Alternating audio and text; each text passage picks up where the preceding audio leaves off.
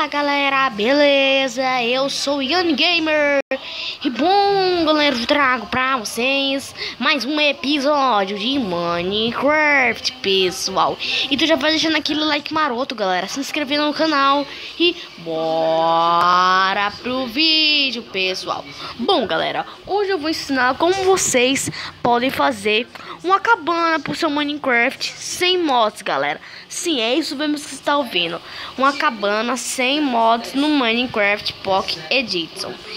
Então, bora lá. Pronto, se quiser fazer pro seu acampamento, se quiser um acampamento, você precisa só de qualquer tapete, qualquer carpete, placa. E eu tô pegando isso aqui pra uma coisa se eu errar ou não. E lembrando, galera, que você vai estar com a rede desativada. Para quem não sabe do cheats, vocês vão em configurações. Aqui mesmo, galera. Só botar cheats, ativar e voltar pro seu mundo, galera.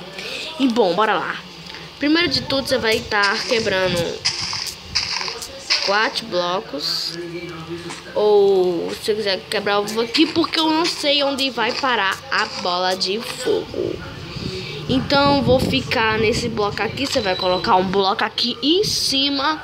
Você vai botar aqui barra summon separa fireball.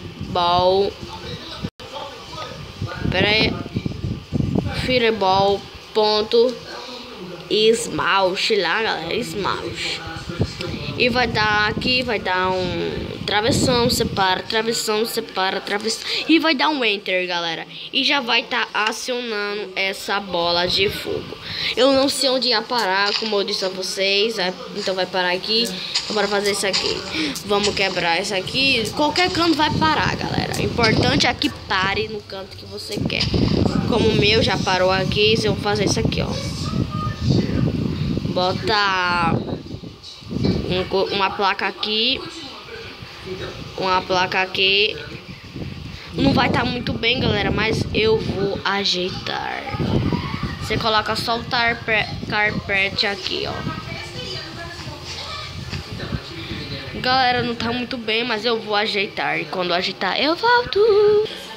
E voltei, galera. E pronto, galera. Eu fiz aqui, ajeitei. E parece de verdade, galera. Com os palitinhos aí. Só que não dá pra passar as coisas. E não pode entrar. E a pessoa pode entrar aqui dentro.